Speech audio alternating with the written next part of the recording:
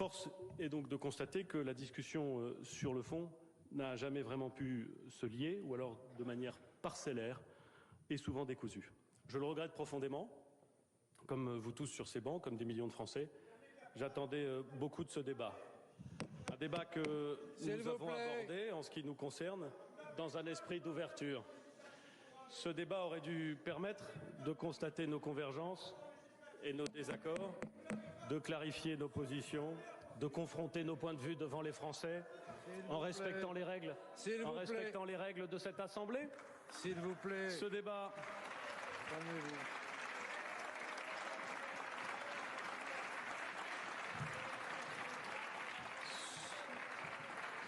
Ce débat aurait dû nous permettre de répondre aux questions parfaitement légitimes et très précises que des oppositions ont soulevées.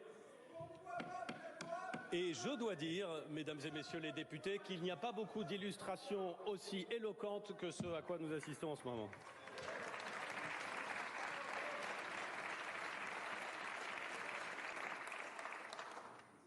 Le débat aurait dû nous permettre de répondre aux questions parfaitement légitimes et très précises que des oppositions ont soulevées. Des oppositions qui, parce qu'elles ont respecté la démocratie en choisissant de déposer des amendements qui portent sur le fond, ont été, in fine, privées du débat auquel elles avaient droit.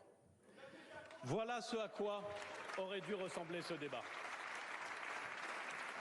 Rien à voir avec les dizaines de milliers d'amendements qui, pour l'essentiel, n'avaient pas d'autre but que de bloquer l'examen du texte. Rien à voir avec les incidents de séance à répétition, orchestrés pour donner l'illusion de l'action et du débat, quand l'effet recherché était la paralysie.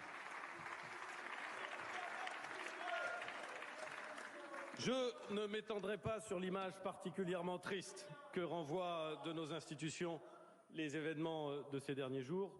Toutes les oppositions sont légitimes, bien sûr. Toutes les contestations doivent évidemment s'exprimer, mais il me paraît qu'elles doivent le faire dans le respect des institutions et des pratiques du débat républicain. Je n'ai pas le sentiment que ce à quoi nous avons assisté soit ce que les Français, favorables ou non au projet de loi d'ailleurs, attendent de leurs représentants. Je n'ai pas non plus le sentiment que notre démocratie puisse se payer le luxe d'un tel spectacle, que notre pays puisse, au regard des défis qu'il traverse, gaspiller l'énergie de ses représentants dans un tel exercice, énergie considérable, dévouée au bien public, que je veux saluer sur tous les bancs de cet hémicycle. C'est un bien dangereux service, bien dangereux et bien mauvais service que cette obstruction à Constitution de 1958, et après en avoir obtenu l'autorisation du Conseil des ministres du 29 février,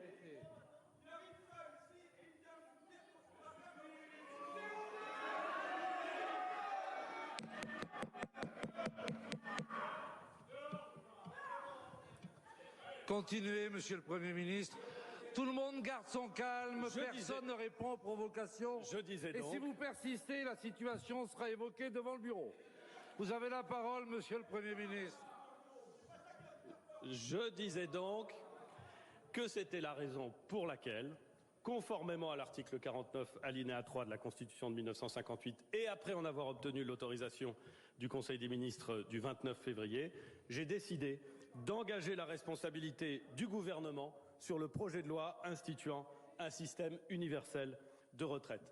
Non pour mettre fin au débat, mais pour mettre fin à cet épisode de non-débat, à un Parlement privé de sa fonction éminente de faire la loi.